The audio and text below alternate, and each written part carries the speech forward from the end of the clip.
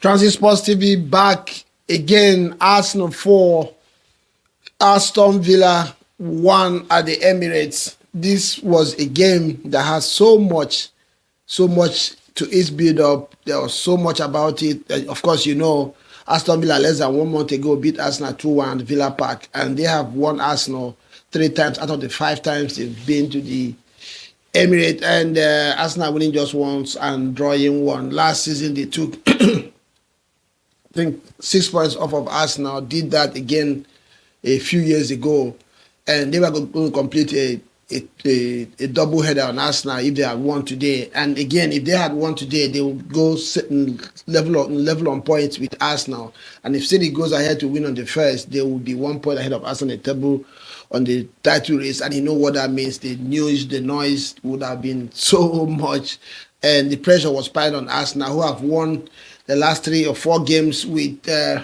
on a shaky situation, conceding goals at the last minute of the games and stuff like that. So there was so much, and you know, this Arsenal team, they thrive on questions. When they are questioned, they always try to bounce on it. So you always knew that this one had a lot hanging on it. But before the game, I was talking to my friend Ugum, and I told him that I'm not worried about Villa. And I don't know why I had that confidence. And there is something about this team and vengeance. I knew that they were not going to let Villa do this to them. Arteta always learns. And if you remember, after the first game, he said he learned something that he was going to implement on this game today. And the biggest news came less than 24 hours into this game that Declan Rice was injured and not going to play this game. I never believed that Declan Rice is injured to miss this game. I think Arteta has learned from... Oh, well, I'll talk about that at the end of this video. So don't forget to subscribe if you have not done so. Hit the like button, and and most importantly, let me know what you think about the points on this video. And also, there were a few other big names that missed this game, not just Declan Rice. Calafiori missed as well. And on Villa side, the notable one was Matikash, who got yellow carded in the last game and accumulated 5 yellow cards, and will have to miss this game as well. You know, Kamara in the midfield as well missing. You know, he had been instrumental to Villa, and Pau Torres, one of their key defenders, was not available as well. Arsenal had other names that were missing, and a few that are just coming back from injury who are not fit for this game. So both sides missed big players for them, but the biggest of it all was Gabriel Jesus coming back into the fold after playing a few minutes in the last game, and you know how huge his presence makes for Arsenal. So 5 things we learned from this one, and we're going to start with, like I said, I will talk about Villa in this one went all in. Villa has been winning. They had, and I forgot to mention that as well, Villa has 11 consecutive wins in the league. You know, that record is held by City, 21 games, and Arsenal has 12 consecutive wins. I think it's twice. Chelsea has as well, Manchester United. So Villa was going to join that group, and it was going to be the first time their club will achieve that. And then in the last 5 games, they have, you know, raised this reputation of coming back strong in the second half to win games, you know, winning game from losing position.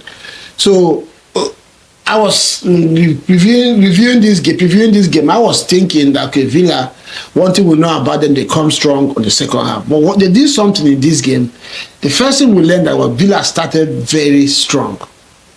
All their players, what's his name, Onana, Tielemans, were in the midfield. And they were very powerful and had pace in the midfield. So they went all out in the first half. And Arsenal, on the other hand, without Declan Rice, we are light in terms of physicality. They went with Odegaard, Merino, and Zubimendi. None of these players are really renowned for their physical, combative approach to games. So, and again, without Declan Rice, these 3 have not really played big games together. So it took them some time to figure out how Villa was approaching that game, and this made Villa to create the early chances, or maybe, let me not say chances, but threats. They were apparently Arsenal on the midfield, and if you remember the first minutes of that game, the first 15 minutes, they were having chances behind the Arsenal defense because they were playing the early balls behind the defense, and sometimes they found it very easy to play through the Arsenal midfield.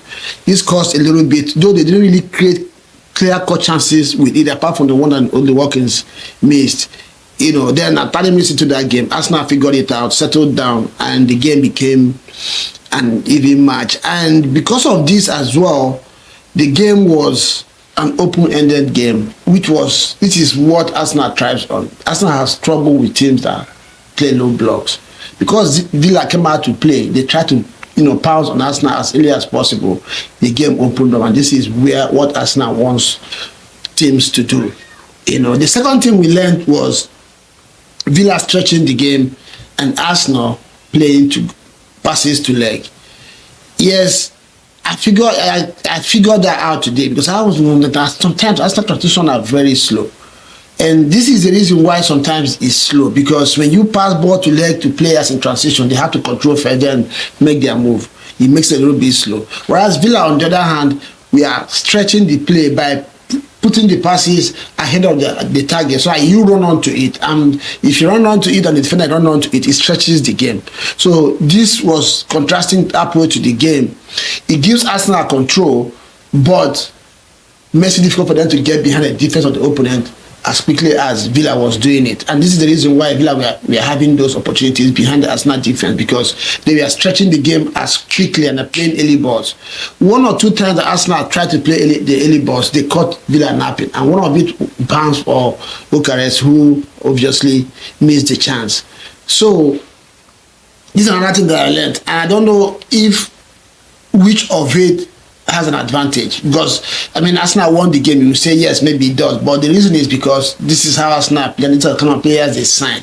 Most of the players on the pitch today for Arsenal in the beginning of that game were not athletes, so balls to feet, you dribble or you navigate. So it made it a little bit easy for Villa to contend Arsenal. But once they changed the dynamics of that game, things started to open up for Arsenal. Another thing that we learned in this game was, obviously, Arsenal did a Villa today. And what do I mean by this? Like I said in the beginning of this video, Villa tend to come strong in the second half. And today, Arsenal did exactly that. The game ended 0-0 in the first half. Second half, Arsenal came strong. Within 8 minutes of restart, Arsenal scored 2 goals. The first one coming from Gabriel Jesus, and who I'm going to talk about today. Gabriel Jesus obviously won the man of the match.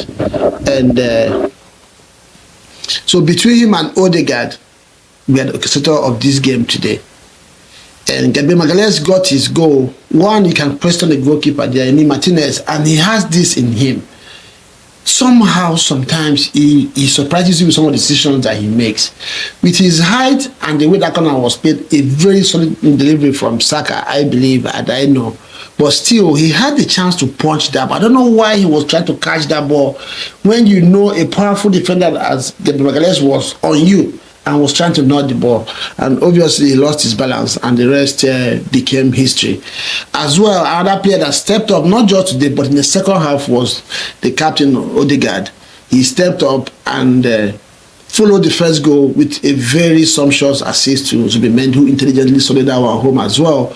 And the game became open. Villa manufactured one chance. Then Raya pulled off one of the most ridiculous saves you will see in EPL this season, following up with the one he did last week. And once that goal did not go in, Arsenal continued to rise in confidence, got the third goal, and obviously the fourth one before Villa pulled one back. So today, Arsenal kind of became stronger in the second half. And if you remember, they have considered in the last 3 games, now they considered almost in the last minute of those games. So today, though they considered late, but they had, put the game to bed. Another thing that we learned today is Gabriel Jesus being a believer. And one of his quotes today in his interview was, Jesus saved his life. And what a way, what a confidence to say that to the world.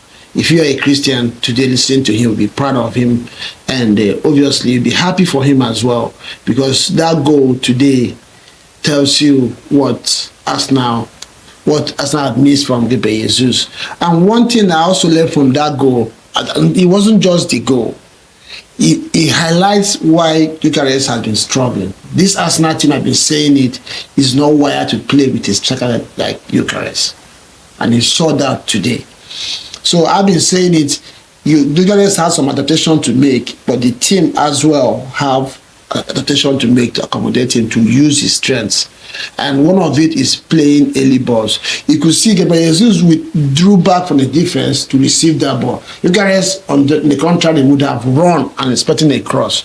So these are the things that needs to be figured out between Arsenal players, the team, Arteta, and Gyökeres. And Gyökeres will have to adapt to this situation, which I don't think he has the qualities to do, or the team have to understand how he wants to make his runs as well.